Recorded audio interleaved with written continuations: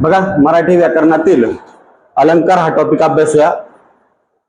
अलंकार त्याचा शब्दशः अर्थ होतो दागिना. जसं दागिने शरीराचं सौंदर्य वाढवण्यासाठी किंवा सुशोभित करण्यासाठी वापरतात, तसेच भाषेचे हे अलंकार आहेत. अलंकृ या संस्कृत धातूपासून हा शब्द तयार झालाय. अलंकार शब्द कशापासून तयार झाला? अलंग अधिक कृ या संस्कृत धातूपासून तयार झाला. त्याचा अर्थ होतो सुशोभित करणे.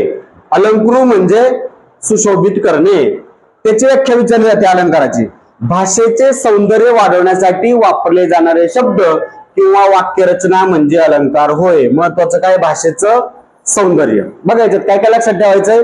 शब्दशः अर्थ विचारला जातो. अलंकारचा शब्दशः अर्थ दागिना. कोणत्या धातूपासून?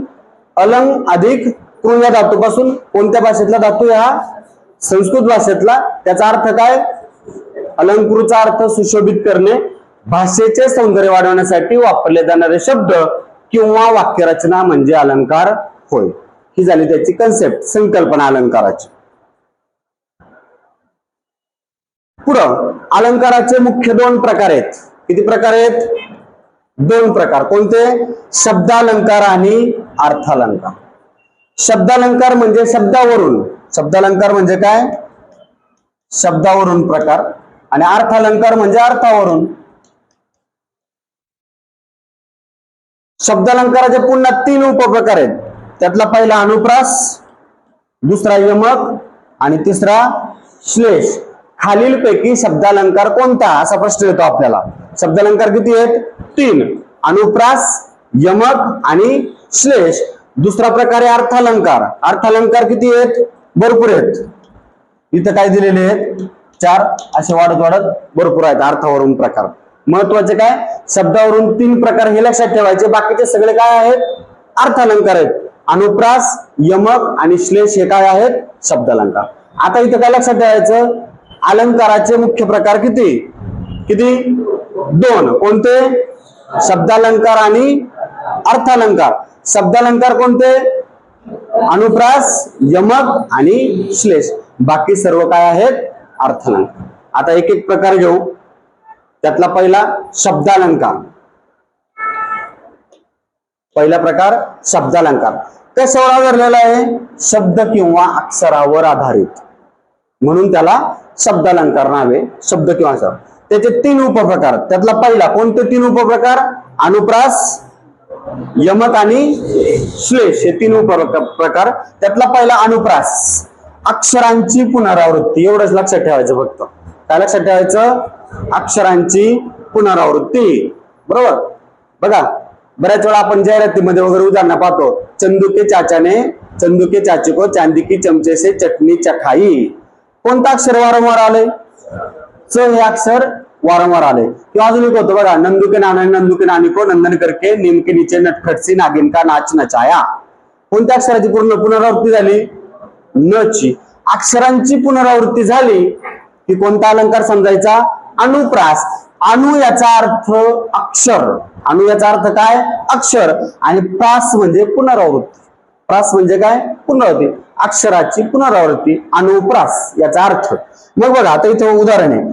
काकूने काकाच्या कपाटातील कागद कात्रीने करा कापले. कोणतं अक्षर रिपीट झालं रे? झाले रिपीट. क म्हणजे कोणता अलंकार? अनुप्रास. क या अक्षराची पुनरावृत्ती म्हणजे अनुप्रास. बालिश बहु बायकांत बडबडला. ब ब ब ब पुनरावृत्ती झाली. ब या अक्षराची पुनरावृत्ती झाली म्हणून कोणता अलंकार? अनुप्रास. हटातटाने पटा रंगवणी जटाधरीशी काशरी. कोणत्या अक्षराची पुनरावृत्ती झाली इथं? टा. हटा, तटा, पटा, जटा. आहे का? टा. टाची पुनरावृत्ती झाली म्हणून कोणता अलंकार? अनुप्रास.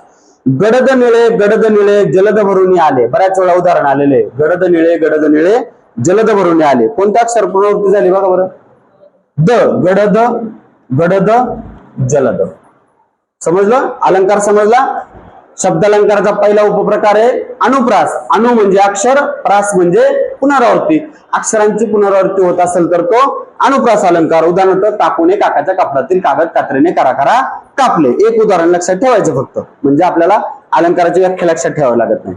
समजलं? दुसरा उपप्रकार यमक.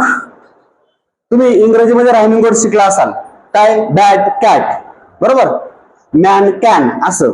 तसं इथं सारख्या उच्चाराचे शब्द विशिष्ट ठिकाणी येतात बघा. उच्चारात सारखे असलेले शब्द विशिष्ट ठिकाणी येतात, त्याला यमक होतो. बघा आता, सुसंगती सदा घडो, सुजन वाक्य कानी पडो, कलंकमतीचा झडो, विषय सर्वथा नावडो. बघा, घडो, पडो, झडो, नावडो, सारखाच उच्चार आहे शब्दांचा. सगळ्या शब्दांचा उच्चार काय आहे? सारखाच आहे. या ठिकाणी कोणता अलंकार होतो? यमक अलंकार होतो. पुढे बघा, आला वसंत कवी कोकिल हाही आला, आला पितो सुचवितो अरुणोदयाला. ला ला झाले, आला अरुणोदयाला.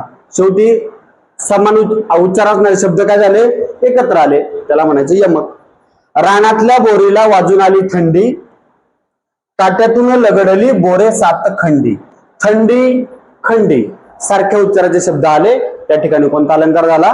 यमक अलंकार. समजला यमक?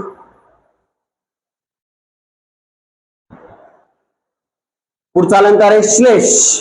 श्लेषचा शब्दशः अर्थ काय होतो? आलिंगन किंवा मिठी. दोन शब्दांची एकमेकांना किंवा दोन अर्थांची एकमेकांना मिठी असते. बघा, एकच शब्द दोन अर्थाने वापरून शब्द चमत्कृती साधली जाते. एकाच शब्दाचे किती अर्थ निघतात? दोन अर्थ, म्हणून त्या दोन शब्दांची काय म्हणतात? मिठी म्हणतात. बघा आता, हे मेघा तू सर्वांना जीवन देतोस. जीवन, जीवनचे दोन अर्थ आहे. जीवन म्हणजे काय? मेघ. मेघ म्हणजे काय रे? मेघ म्हणजे काय? ढग. ढगातून आपल्याला काय मिळतं? पाणी मिळतं. आणि जर पाणीच नाही मिळालं तर आपलं आयुष्य होईल का? जगता येईल का? नाही. म्हणून मग जीवनचे दोन अर्थ, आयुष्य आणि पाणी. पुढं, सांगलीला येशील का? आता बघा, सांगलीला, सांगली या गावाला किंवा लीला नावाच्या मुलीला विचारलंय, सांगलीला येशील का? कळलं? दोन दोन अर्थ निघाले एकाच ह्या शब्दाचे, म्हणून याला कोणता अलंकार म्हणायचा? श्लेष अलंकार. एकाच शब्दाचे दोन अर्थ निघत असतील. अजून उदाहरण बघा, श्रीकृष्ण नवरा मी नवरी, शिशुपाल नवरा मी नवरी. बघा, याला सवंग श्लेष असंही म्हणतात. बरं, म्हणजे काय झाला इथं? श्लेष असा लिहिला तरी चालतो शब्द, म्हणजे भंग झालाय त्याचा. सबंग झाला म्हणजे काय झाला? भंग. शब्द तुटला ना, शब्द तुटल्यावर त्याला काय म्हणायचं? सबंग श्लेष. आता बघा, हे उदाहरणार्थ, श्रीकृष्ण नवरा मी नवरी.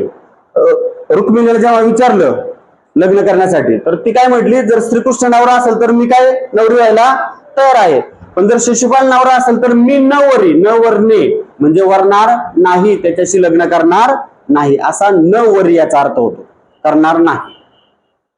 पुढचा दुसरं उदाहरण, कुस्करू नका ही सुमने. सुमने म्हणजे काय? फुले. सुमन म्हणजे फुल. कुस्करू नका ही सुमने, तुम्हास अर्पिली ही सुमने. याचा अर्थ काय? चांगल्या मनाने. सुमने म्हणजे चांगल्या मनाने अर्पिली. इथं सबंग श्लेष आहे का? आहे ना सबंग श्लेष, सुमने. पुढं, औषध न लगे मजला, औषध न लगे मजला. सांगा अर्थ. औषध न लगे म्हणजे लागत नाही, मला औषध लागत नाही. आता याचा अर्थ बघा, भरपूर वेळा एवढं उदाहरण येतं. औषध न लगे मजला आपण पाठ केलेला असतं श्लेष अलंकार. त्याचा अर्थ बघा, नळ राजा आहे, नळ राजा. माहिती ऐकलं का? नळ राजा. दमयंतीला आजारी पडली, त्याला विचारलं, आजारी म्हणजे दमयंती, नल दमयंती प्रियकर प्रेयसी होते, आणि त्यांना तिला विचारलं तुला काय झालंय, तर ती काय म्हटली?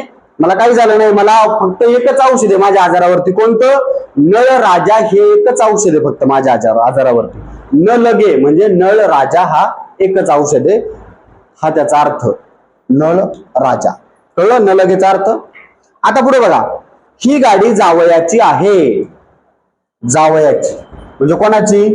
जावई किंवा जाणारी. जावयाची आहे, ही गाडी जावयाची आहे म्हणजे जाणारी आहे, किंवा जावयाची गाडी, जावई. बैल मेला पुरावा काय? काय दोन अर्थ? पुरावा म्हणजे प्रूफ, प्रमाण, आणि दुसरं काय? गाडून टाकणे. पुरणे म्हणजे गाडून टाकणे, दोन अर्थ होतात ना. बैल मेला पुरावा काय? रामाला प्रेमाचे पत्र आले. प्रेमाचे म्हणजे प्रेम भावनेने, प्रेम भावनेचे किंवा प्रेमा नावाच्या मुलीचे, असे दोन अर्थ होतात. मग असे दोन अर्थ झाले की तो कोणता अलंकार होतो? कोणता? श्लेष अलंकार होतो. दोन अर्थ झाले की श्लेष अलंकार होतो. समजलं का? श्लेष अलंकार. आता यातलं बघा, जर शब्दाची फोड झाली असेल अशी तर त्याला सबंग श्लेष म्हणायचं, आणि इथे शब्दाची फोड नाहीये याला अभंग श्लेष म्हणायचं. काय म्हणायचं? अभंग श्लेष. इथं जावयाची शब्द फोडलाय का? नाही. किंवा पुरावा शब्द फोडलेला नाहीये, याला अभंग श्लेष म्हणायचं, आणि शब्दाचं जर फोडला असेल तर त्याला सबंग श्लेष म्हणायचं. एवढं एक लक्षात ठेवा. समजलं? बघा, तीन उपप्रकार पाहिले आपण. कशाचे? शब्दालंकाराचे तीन उपप्रकार. कोणते? अनुप्रास, दुसरा यमक, आणि तिसरा श्लेष. अनुप्रास म्हणजे काय? अनु म्हणजे अक्षर आणि प्रास म्हणजे पुनरावृत्ती. अक्षराची पुनरावृत्ती म्हणजे अनुप्रास. उदाहरण सांगा, एखादं उदाहरण. काकूने काकाच्या कपड्यातील कागद कात्रीने कराकरा कापले. दुसरा यमक. यमकचं एखादं उदाहरण. सुसंगती सदा घडो, सुजन वाक्य कानी पडो, कलंकपतीचा जडो, विषय सर्वथा नावडो. श्लेष. श्लेषचा अर्थ काय? दोन शब्द, एक शब्द दोन अर्थाने वापरला जातो आणि शब्द चमत्कृती साधते, त्याला म्हणायचं श्लेष अलंकार. एखादं उदाहरण. उदाहरण. हे मेघा, तू सर्वांना जीवन देतोस, मित्राच्या उदयानं कोणाला आनंद होत नाही. श्रीकृष्ण नवरा मी नवरी, शिशुपाल नवरा मी नवरी, तुस करू नका ही सुमने, तुम्हास अर्पिली सुमने. औषध न लगे मजला. किंवा अभंग श्लेष. ही गाडी जावयाची आहे, जावई आणि जाणारी. बैल मेला पुरावा काय? प्रमाण काय किंवा गाढावा काय? रामाला प्रेमाचे पत्र आले, प्रेम भावनेचे किंवा प्रेमा नावाच्या मुलीचे. समजला श्लेष अलंकार? पुढचा आहेत अर्थालंकार. अर्थालंकार कशाने होतात? अर्थावरून. बरोबर. त्यासाठी आपल्याला उपमेचे चार घटक माहित पाहिजे. कोणते घटक? बघा, उपमेय, उपमान, साधर्म्य आणि साम्य सूचक शब्द. उपमेय म्हणजे काय? ज्याचे वर्णन केले जाते तो घटक. उपमेय म्हणजे काय? ज्याचं वर्णन केलं जातं तो घटक, किंवा ज्याची तुलना केली जाते. वर्णन किंवा काय? ज्याची तुलना केली जाते.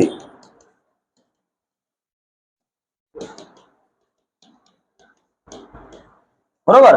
उपमान कशाला म्हणायचं? बघा, ज्याच्याशी वर्णन केलं जातं किंवा ज्याच्याशी तुलना केली जाते त्याला म्हणायचं उपमान. ज्याच्याशी तुलना केली जाते त्याला म्हणायचं उपमान. साधर्म्य म्हणजे काय? दोघांमध्ये काय समान गुणधर्म आहे? साधर्म्य म्हणजे समान गुणधर्म. आणि साम्य सूचक शब्द आहे, सारखेपणा दाखवणारे शब्द. साम्य सूचक. साम्य म्हणजेच सारखेपणा. आता बघा, इथे एक उदाहरण आहे. आमचे पाटील कर्णासारखे दानशूर आहेत. याच्यात आपल्याला उपमेय, उपमान, साधर्म्य आणि साम्य सूचक शब्द ओळखायचा. याच्यामध्ये आमचे पाटील कर्णासारखे दानशूर आहेत. इथं सांगा बरं, कोणाची तुलना केली? इथं वर्णन कोणाचं आलंय? कोणाबद्दल माहिती सांगितली? पाटील. आमचे पाटील सांगितलंय का? बरोबर का? मग हे झालं उपमेय. काय झालं हे? उपमेय. उपमान. ज्याच्याशी तुलना केली. पाटलांची तुलना कोणासारखी, कोणाशी केली? मग कर्ण झालं उपमान. कर्ण काय झालं? उपमान झालं. बरोबर. पुढं साधर्म्य. समान गुणधर्म काय आहे? पाटील पण दानशूर आहेत आणि कर्ण पण दानशूर आहे. हे झालं साधर्म्य. बरोबर. दोघांमध्ये समान गुणधर्म काय आहे? आमचे पाटील पण काय आहेत? दानशूर आहेत, आणि कर्ण सुद्धा काय आहे? दानशूर आहे. आणि शेवटचं साम्य सूचक शब्द, सारखेपणा दाखवणारा शब्द कोणता आला इथं? हा झाला साम्य सूचक शब्द. समजलं? खालचं बघा बरं काय आहे? खालचं वाक्य. राधाचे अक्षर मोत्यासारखे सुंदर आहे. यातलं उपमेय कोणतं? राधा फक्त का? राधाचे अक्षर हे झालं उपमेय. राधाचे अक्षर हे काय झालं? उपमेय. उपमान काय आहे, कशाशी तुलना केली त्याची, मोती. मोती हे काय झालं, उपमान झालं. साधर्म्य काय याच्यात, सुंदर हे साधर्म्य. दोघे पण कसे आहेत, सुंदर आहेत. दादात अक्षर पण सुंदर आणि मोती पण सुंदर. आणि साम्यसूचक शब्द कोणता, सारखे, हा साम्यसूचक शब्द. समजलं का. उपमेय म्हणजे काय, ज्याचं वर्णन केलंय किंवा ज्याची तुलना केली, तो ज्याच्याशी तुलना केली ते झालं उपमान. साधर्म्य म्हणजे समान गुणधर्म काय दोघांमध्ये, आणि साम्यसूचक शब्द म्हणजे सारखेपणा दाखवणारा शब्द. समजलं हे.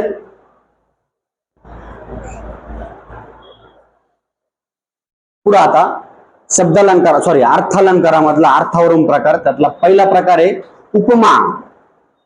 बघा त्याची व्याख्या बऱ्याच वेळा विचारली जाते. व्याख्या, उपमेय हे उपमानासारखे असते असे जेथे वर्णन केलेले असते तेथे उपमा अलंकार होतो. उपमेय हे उपमानासारखे असते, सारखे शब्द लक्षात ठेवायचा.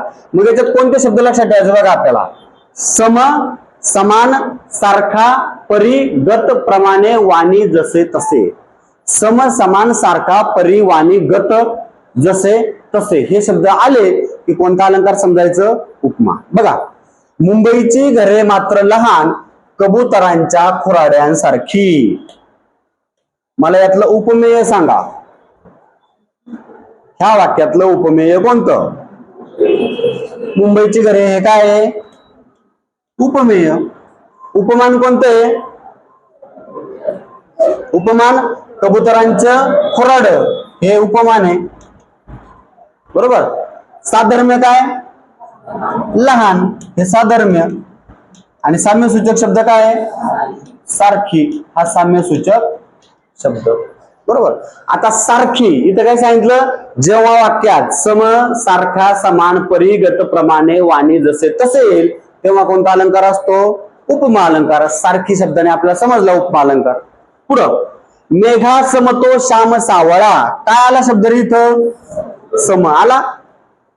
आभाळागत माया तुझी आम्हावरी राहू दे, कोणता शब्द आलाय बघा बरं, गत, म्हणजे आभाळासारखी. गतचा अर्थ काय होतो, सारखी, आभाळागत. माऊलीच्या दुग्धापरी आले मृगाचे तुषार, कोणता आला शब्द, परी. माऊलीच्या दुग्धापरी म्हणजे माऊलीच्या दुधासारखं हे मृगाचे तुषार आलेले आहेत. त्याची तुलना केलेली, कशाच्या, माऊलीच्या दुधाची तुलना मृगाच्या तुषारांची तुलना माऊलीच्या दुधाशी केलेली आहे. माऊलीच्या दुग्धापरी आले मृगाचे तुषार, इथं उपमेय काय आहे, मृगाचे तुषार. मृग महिन्यातल्या पावसाचं तुलना माऊलीच्या दुधाशी केलेली आहे इथं परी शब्दाने. मग बघा, सारखी, सम, गत, परी. सम, सारखा, समान, परी, गत, प्रमाणे, वाणी, जसे तसे हे शब्द आले की कोणता अलंकार होतो, उपमेय. त्याची व्याख्या काय, उपमेय हे उपमानासारखे असते असे जेथे वर्णिलेले असते तेथे उपमा अलंकार होतो. समजला अलंकार. काय लक्षात ठेवायचं सांगा, सम, समान, सारखा, परी, जेवी, गत, वाणी, प्रमाणे, जसे तसे. पुढचा अलंकार आहे उत्प्रेक्षा. हे विचारलं जातं, उत्प्रेक्षा म्हणजे कल्पना. उत्प्रेक्षाचा शब्दाचा अर्थ काय, उत्प्रेक्षा म्हणजे कल्पना. उपमेय हे उपमान आहे अशी कल्पना केलेली असते. उपमामध्ये काय सांगितलं होतं, उपमेय हे उपमानासारखे आहे, पण इथं काय केलेली आहे, कल्पना केली आहे. इथं शब्द काय येतात, साम्यसूचक. बघा मगाचे कोणते आले होते, सम, समान, सारखा, परी. आता इथं काय येतात, जणू गमे वाटे भासे की, म्हणा, जणू गमे वाटे भासे की, हे शब्द साम्यसूचक शब्द येतात. बघा, ती गुलाबी उषा म्हणजे परमेश्वराचे प्रेम जणू. गुलाबी उषा, उषा म्हणजे काय रे, उषा, सकाळ. उषा म्हणजे काय, सकाळ. सकाळची तुलना कशाची केली, परमेश्वराच्या प्रेमाशी तुलना केली. पण ते काय कल्पना केली त्याची, जसं काय ते काय आहे, परमेश्वराचे प्रेमच आहे. जणू, जणू या शब्दाने आपल्याला कळलं कोणता अलंकार, उत्प्रेक्षा. किती माझा कोंबडा मजेदार, मान त्याची किती बाकदार, शिरोभागी तांबडा तुरा हले, जणू जास्वंदी फुल उमलले. फुल शब्दाला दुसरा उकार पाहिजे. अर्धपायी पांढरीशी विजार, गमे विहंगातील बडा फौजदार. गमे, गमे म्हणजे वाटे. बघा, कोंबड्याचं वर्णन केलंय, किती माझा कोंबडा मजेदार, मान त्याची किती बाकदार, शिरोभागे तांबडा तुरा आले, तुरा असतो जणू जास्वंदी फुल उमलले. कल्पना काय केली बघा तांबड्या तुऱ्याला, तांबड्या तुऱ्याची कल्पना कोणाशी केली, जसं काय ते काय आहे, जास्वंदीचं फुल आहे असं वाटतंय. अर्धपायी पांढरीशी विजार, कोंबड्याचा पाय लेग पीस अर्धापर्यंत पांढरा भाग असतो ना, मग अर्धपायी पांढरीशी विजार, जशी काही त्याने विजार घातली आहे. गमे विहंगातील, विहंग म्हणजे काय रे, पक्षी, पक्ष्यांमधला तो बडा फौजदार वाटतो. गमे म्हणजे वाटे, गमे म्हणजे काय, वाटे. काय शब्द लक्षात ठेवायचे, जणू गमे वाटे भासे की. पुढे बघा, अत्रींच्या आश्रमी नेले मज वाटे, वाटे म्हणजे वाटेने, रस्त्याने. माहेरची वाटे खरे खुरे, अत्रींच्या आश्रमात आश्रम मला कसा वाटला, कवीला कसा वाटतोय, माहेरासारखा वाटतोय. वाटे कळलं, अत्रींच्या आश्रमी नेले मज वाटे, रस्ते रस्त्याने मला अत्रींच्या आश्रमात नेलं, त्या कवीला काय वाटतंय, माहेरच वाटते खरं खरं. वाटे शब्द आला इथला, हा वाटे उत्प्रेक्षाचा नाही. कोणता वाटे, बलाक माला उडता बासे कल्पसुमांची माळची ते. कोणता शब्द आला, बगळ्यांचा थावा चाललेला आहे. बलाक माला उडता भासे कल्पसुमांची म्हणजे फुलांची माळच वाटतंय ते, बरोबर. भासे काय काय शब्द आले बघा इथं, जणू, जणू, गमे, वाटे, भासे. जणू गमे वाटे भासे की, हे आलं की कोणता अलंकार, उत्प्रेक्ष अलंकार. उत्प्रेक्षाचा शब्दशः अर्थ कल्पना. उपमेय हे जणू उपमानच आहे अशी कल्पना केलेली असते, तेथे उत्प्रेक्ष अलंकार होतो. तिसरा अलंकार आहे रूपक. बघा, उपमेय आणि उपमान यात एकरूपता आहे. उपमेय इज इक्वल टू उपमान. उपमेय आणि उपमान कसं आहे, दोघं सारख्याच दर्जाचे, दोघं त्यांची तुलना. लहान मूल म्हणजे मातीचा गोळा, एक्स बरोबर 5 असं लिहितो का नाही आपण, एक्स बरोबर. मग इथं लहान मूल बरोबर मातीचा गोळा म्हणजे काय आहेत, एकरूप आहेत. उपमेय आणि उपमान कसे आहेत, एकरूप आहेत. लहान मूल म्हणजेच काय, माती. इथं म्हटलंय का, लहान मूल हा मातीच्या गोळ्यासारखा आहे. मग कोणता अलंकार झाला असता, लहान मूल हे मातीच्या गोळ्यासारखे आहे. कोणता अलंकार झाला असता, उपमा. सारखे शब्द. लहान मूल म्हणजे मातीचा गोळा जणू, कोणता अलंकार झाला असता, उत्प्रेक्षा. पण इथं काय म्हटलंय, लहान मूल म्हणजे मातीचा गोळा. उपमेय आणि उपमान कसे आहेत, एकरूप आहे. बाई काय सांगू स्वामींची ती दृष्टी, अमृताची वृष्टी मज होय. स्वामींची दृष्टी ती काय आहे, वृष्टी. दृष्टीची दृष्टी जशी आहे म्हणजे दृष्टी आहे उपमेय, आणि त्याची हे काय आहे, उपमान आहे. अमृताची वृष्टी उपमान, हे दोन्ही कसे आहेत, समान आहे, सारखे समान. जणू गमे वाटे भासे काही चालेल नाही, म्हणजे हे दोघं कसे, दृष्टी बरोबर वृष्टी. स्वामींची दृष्टी तीच, अमृताची वृष्टी, दोन्ही काय आहेत, एकरूप आहेत असं सांगितलं, म्हणून रूपक अलंकार. देह देवाचे मंदिर, देह इज इक्वल टू देवाचे मंदिर. देह काय आहे, देवाचं मंदिर आहे. आत आत्मा परमेश्वर, आत्मा काय आहे, परमेश्वर हाच आत्मा, आत्मा हाच परमेश्वर, दोन्ही एकरूप आहेत. हे उदाहरण आलेले आहे बघा. नयन कमल हे उघडीत हलके जागी हो जानकी. सांगा यात उपमेय कोणतं आणि उपमान कोणतं. नयन कमल हे उघडीत हलकी जागी हो जानकी, उपमेय कोणतं आणि उपमान कोणतं. नयन, नयन म्हणजे डोळे, जानकी सीता, सीतेचे डोळे, बरोबर. डोळ्यांना काय म्हटलं रे, कमळ म्हटले. नयन इज इक्वल टू कमळ, डोळ्यांनाच कमळ म्हटले. हे उपमेय आणि हे काय आहे, उपमान आहे. समजलं, नयन कमल, उपमेय उपमान दोन्ही कसे आहेत, एकरूप आहेत. त्या ठिकाणी कोणता अलंकार होतो, रूपक अलंकार होतो. समजलं. समसमान सारखा असेल तर कोणता अलंकार, उपमा अलंकार. जणू गम्य वाटे भासे की उत्प्रेक्षा, आणि दोन्ही समान दाखवले तर कोणता अलंकार, रूपक. समजलं तुम्ही. पुढचा अलंकार आहे अपनुती. बघा, उपमेयाचा निषेध हा शब्द महत्वाचा. निषेध म्हणजे नकार, उपमेय नाहीच असं सांगितलं तर उपमेयाचा निषेध करून ते उपमानच आहे असे जेथे वर्णन केलेले असते तेथे अपनुती अलंकार होतो. इथला न लक्षात ठेवायचा. अपनुतीचा उपमेयाचा काय केलेला असतो निषेध करून ते काय आहे उपमानच आहे असे वर्णन केलेले असते. बघा न हे वदन चंद्रमा शरदीचा केवळ न आलाय. वदन म्हणजे काय रे तोंड. एक प्रियकर त्याच्या प्रेयसीचं वर्णन करतोय काय म्हणतोय हे वदन नाही हे तुझं तोंड नाही तर काय आहे तो चंद्रमा शरद. शरद ऋतूतला काय आहे तो चंद्रच आहे जणू. बरोबर. न हे नयन म्हणजे हे तुझे नयन म्हणजे काय डोळे. हे डोळे नाहीत. पाकळ्या उमलल्या सरोजातील. सरोज म्हणजे काय कमळ. कमळाच्या पाकळ्या आहेत जणू. न हे नयन म्हणजे काय केला उपमेय. नयन हे उपमेय ना याचा निषेध केला. नाहीच हे डोळे नाहीच किंवा हे तोंड नाहीच. ओठ कशाचे म्हणजे ओठ नाहीत. देठची फुलल्या पारिजातकाचे म्हणजे उपमेयाचा काय केला निषेध. ओठ नाहीत. हे हृदय नसे हे हृदय नाही परी थंडील दगदगलेले. थंडील म्हणजे आग उष्णता. हृदय नसे बघा नसे. ओठ कशाचे प्रश्न विचारला म्हणजे ओठ नाहीत असं म्हणजे उपमेयाचा निषेध केला आणि ते उपमानच आहे असं सांगितलं. बघा न हे वदन हे तोंड नाही तर हा काय आहे चंद्र आहे. हे डोळे नाहीत तर काय आहेत कमळाच्या पाकळ्या आहेत. हे ओठ नाहीत तर काय आहे पारिजातकाचे देठ आहेत.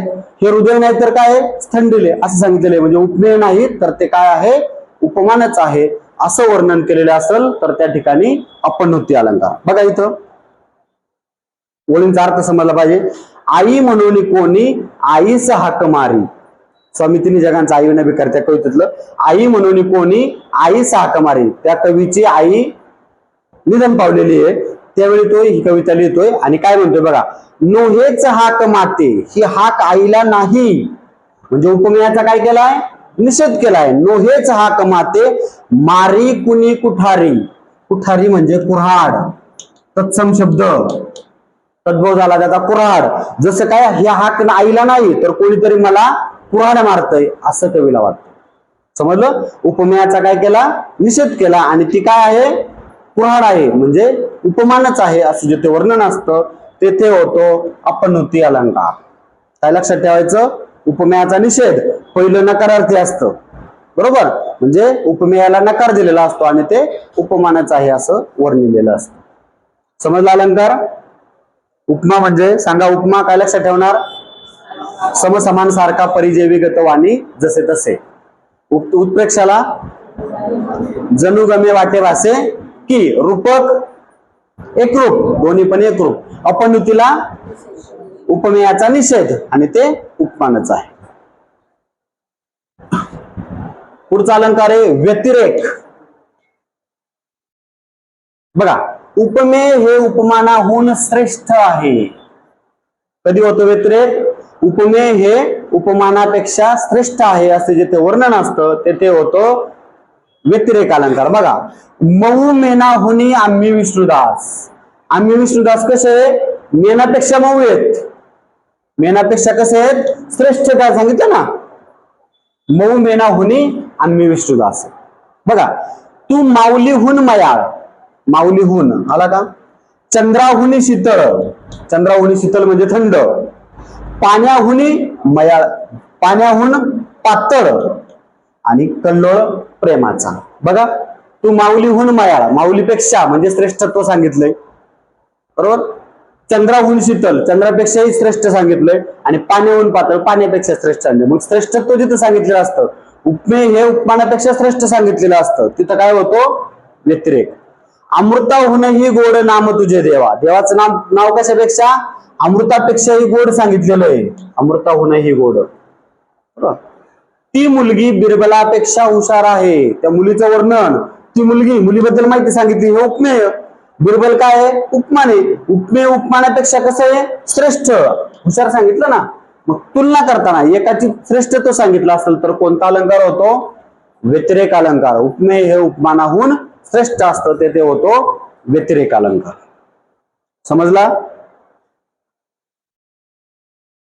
पुढचा अनन्वय म्हणजे माझ्यासारखा मीच माझ्यासारखा कोणीच नाही. उपमेयाला दुसऱ्या कशाचीच उपमा नसते. उपमेयाला फक्त उपमेयाचीच उपमा दिली जाते. कशाला? उपमेयाला उपमेयाचीच, उपमान नाहीच. बघा, आहे ताजमहल एक जगती, तो तोच त्याच्या परी. ताजमहल एकटा आहे, त्याच्यासारखा दुसरा कोणी आहे का? नाही. कोणता अलंकार झाला? अनन्वय. दुसरा कोणीही नाही. झाले बहु, होतील बहु, आहेतही बहु, परी या समहा. झाले बहु, खूप झाले, होतील बहु, खूप होतील, आणि आहेत सुद्धा अनेक जण, परंतु याच्यासारखा कोणीच नाही. कवी मोरोपंतांनी अर्जुनाचं वर्णन केले असं. झाले बहु, होतील बहु, आहेतही बहु, परी या समहा. याच्यासारखा दुसरा कोणीच नाही. अनन्वय अलंकार. या दानासी, या दानाहून अन्य नसे उपमान. कर्णाने दिलेल्या दानाचं वर्णन या ठिकाणी केलंय. या दानासी, या दानासारखं दुसरं दान होऊ शकत नाही, तेच एकमेव दान म्हणून अनन्वय. काय सांगितलं? दुसऱ्या कशाचीच उपमान आहे, म्हणजे त्याच्यासारखा कोणीच नाही असं वर्णन असतं, ते होतो अनन्वय अलंकार. समजला? व्यतिरेक कधी होतो? उपमेय उपमानापेक्षा श्रेष्ठ. अमृता होणे गोड नाम तुझे देवा. अनन्वय कधी? त्याच्यासाठी या दानासी, या दानाहून अन्य नसे उपमान, किंवा झाले बहु, होतील बहु, आहेतही बहु, परंतु या समहा. समजला अनन्वय? पुढचा आहे ससंदेह. संदेह म्हणजे काय रे? शंका, संशय. बरोबर. उपमेय आणि उपमान यात संदेह किंवा संशय निर्माण होतो. उपमेय आणि उपमान यात काय होतो? संशय निर्माण होतो. बघा आता उदाहरणार्थ, काळोखात पाय पडे. काळोख म्हणजे काय? अंधारात आपल्याला होतो ना दचकल्यासारखं. काळोखात पाय पडे, दोरखंड की सर्प पुढे. हा साप आहे का दोरखंड आहे? यात काय झालं निर्माण? संदेह, संशय निर्माण झाला. दोरखंड आहे की साप आहे? उपमेय कोणतं, उपमान कोणतं? यात संदेह निर्माण झाला. याला म्हणायचं ससंदेह अलंकार. पुढं, कोणता मानू चंद्रमा. माणूस नाही, कोणता मानू चंद्रमा, भूवरीचा की नभीचा. एक प्रियकर त्याच्या प्रेयसीचं वर्णन करतोय, आणि तो काय म्हणतोय? कोणता मानू चंद्रमा, भूवरीचा म्हणजे त्याच्या समोर त्याची प्रेयसी असेल, म्हणजे जमिनीवरचा की आकाशातला चंद्रमा, भूवरीचा की नभीचा. संदेह निर्माण झाला. कोणता? ससंदेह अलंकार. शशांक मुख की मुख शशांक. शशांक म्हणजे काय रे? शशिकांत, चंद्र. म्हणजे हे चंद्राचं मुख आहे की तोंड चंद्र आहे, म्हणजे मुख हेच शशांक आहे, मुख हेच चंद्र आहे. चंद्राचं मुख आहे की मुख हेच चंद्र आहे. असा काय निर्माण झाला? की शब्द आला बघा सगळीकडे. की, की दोन्हींपैकी एक. काय निर्माण झाला? संदेह किंवा संशय निर्माण झाला, म्हणून कोणता अलंकार? ससंदेह अलंकार. समजलं? पुढचा आहे भ्रांतिमान. भ्रांत किंवा भ्रम. काय होतं बघा? उपमानाच्या जागी उपमेय आहे असा भ्रम निर्माण होऊन कृती घडते. कृती महत्वाची. आता मग काय होतं? तिथं पण भ्रम झाला होता, दोरखंड आहे की सर्प आहे, पण काय कृती झाली का? नाही झाली कृती. इथं कृती पण घडते बघा. समजुनी मानुनी हे शब्द येतात याच्यात. समजुनी आणि मानुनी हे शब्द येतात बघा. शुभ्र चांदणे थाळीत पडले, दूध समजुनी मणी चाटते. मणी म्हणजे मांजर. थाळीत चांदणं पडलंय म्हणजे काय झालंय? चांदण्यांचा उजेड पडलेला आहे थाळीमध्ये, एका शुभ्र चांदणं पडलंय, आणि मांजरीला काय वाटलं? ते काय आहे? दुधाचे. असं समजून ती चाटते, म्हणजे कृती करते. केली कृती. कृती केली की कोणता अलंकार झाला? भ्रांतिमान. शुभ्र चांदणे थाळीत पडले, दूध समजुनी मणी चाटते. बघा, भृंगे विराजित नवी अरविंद पत्रे, पाहुनी मानुनी तिचीच विशाल नेत्रे, घालीन अंजनाच्या मतीने तटाकी, कांते वृथा उतरलो भिजलो विलोकी. आता आला होता प्रश्न, आला होता का? कोणत्या पेपरला होता? आता मला वाटतं मागच्या आठवड्यात झालेल्या पेपरला सेम होता प्रश्न, भ्रांतिमान अलंकार. बघा आता याचा अर्थ माहित पाहिजे आपल्याला, किंवा मग कुठला?